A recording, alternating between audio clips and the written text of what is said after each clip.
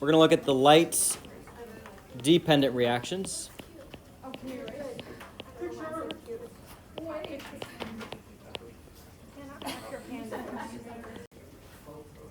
So the light-dependent reaction is the first of photosynthesis. And it's going to look actually somewhat similar to the electron transport chain from respiration.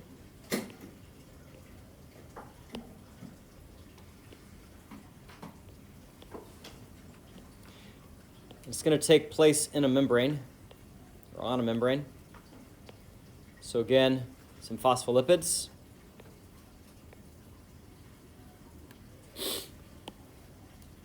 We'll draw in some different membrane proteins here. Proteins that expand across the membrane are referred to as what? It does.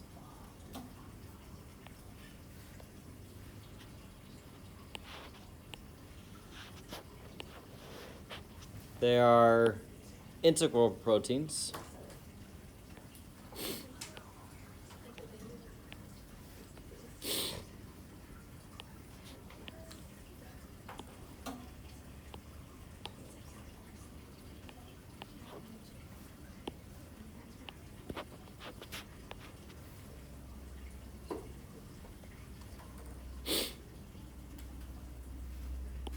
This membrane that we're drawing is of the thylakoid.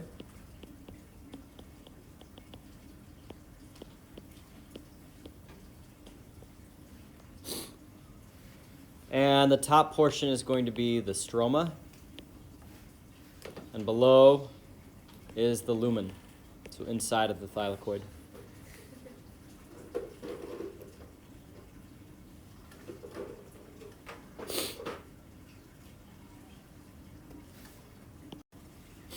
As this is an electron transport chain, we need some electrons to be able to start the process.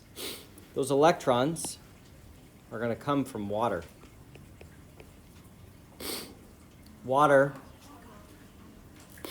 is going to donate those electrons. It's going to get split apart to become a single water molecule, become half of a oxygen gas, O2, because there's one oxygen and hydrogen in water. We'll also, I'm sorry? The bottom portion.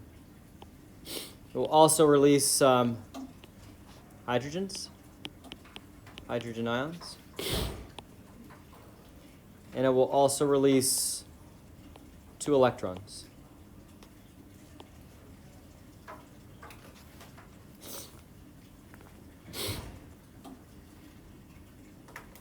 This first protein, where the electrons are at, it's called Photosystem 2. You might think, why is it not Photosystem 1? This one was actually discovered second. We'll see a Photosystem 1 in just a minute. And this Photosystem 1 has a number of different pigments drawn as circles here that accept light or absorb light.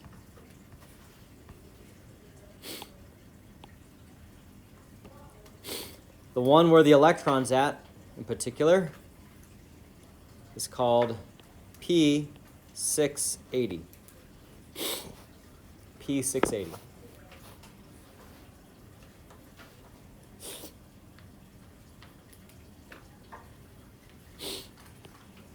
Got a sun here. Some sunlight comes down, is absorbed by these pigments, hits one of these pigments, and then it kind of bounces around from one pigment to the next until it gets to P680, where these electrons are waiting.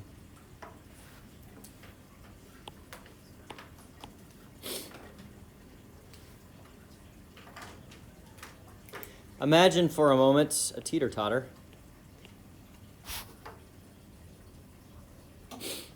Where on one side you got a little kid, And on the other side, you have a really large kid.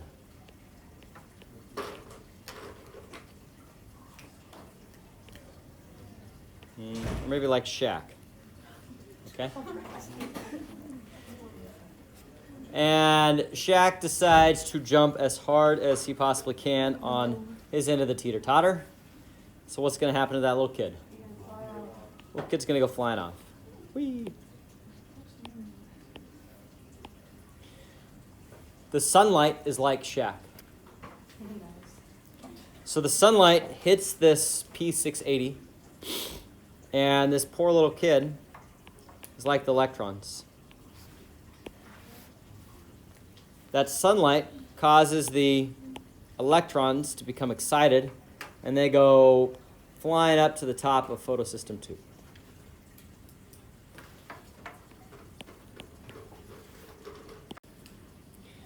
Those electrons are going to move through these other proteins, membrane proteins, just like in the respiration electron transport chain. This middle one here, clean that up. This is cytochrome complex. Please do know that one. Q, C. PQ, PC you don't need to remember. These electrons are going to move through these membrane proteins.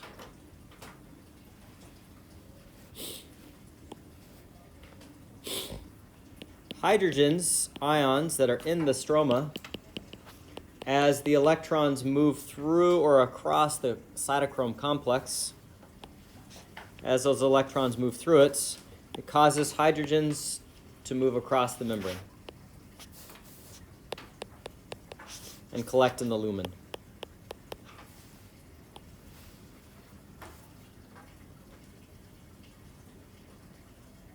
So we're accumulating hydrogens in the lumen.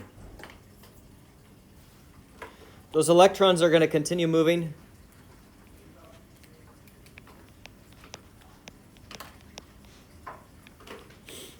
until they get to Photosystem 1.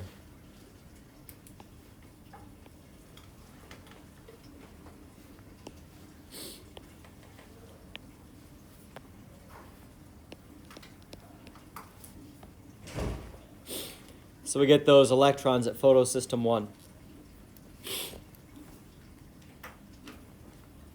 And they end at a specific pigment. This one is called P700.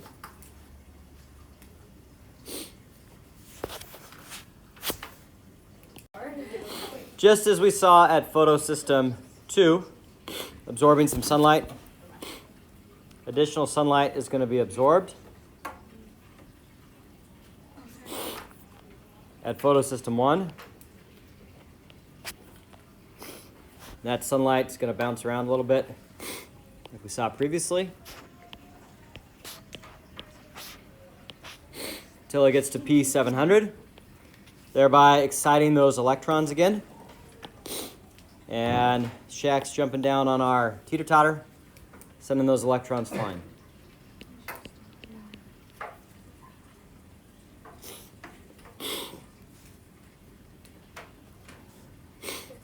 As before, those electrons are going to move through the remaining membrane proteins.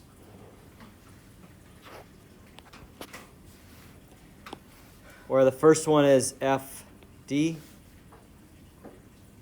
And the second one is the important one. It's called NADP plus reductase. I'll underline it because that's one you do need to know. NADP plus reductase is a similar, or NADP is a similar molecule to NAD plus. And what this enzyme is going to do is take NADP plus and reduce it to become NADPH. This is a molecule that's very similar to NADH. It's highly reactive and releases energy. And so it will release its hydrogens and electrons that will be used in the next step. So it's going to go to the next step, which is called the Calvin cycle, or the light independent, meaning no light's required.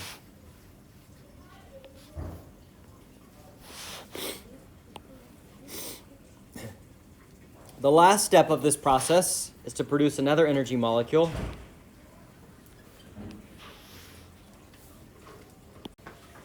And that energy molecule is ATP, being made from ATP synthase. So very similar to respiration. The hydrogen ions that have been accumulating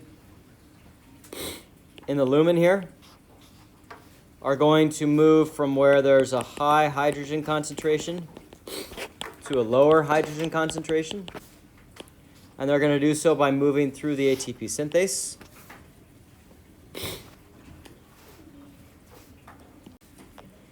By moving across or through that ATP synthase, it causes the ATP synthase to spin or to turn and rotate. And that will couple ADP and a phosphate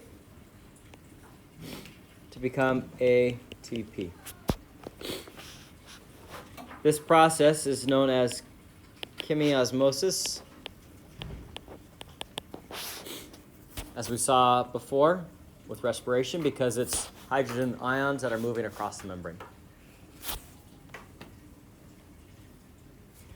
This ATP that's produced also goes to the Calvin cycle.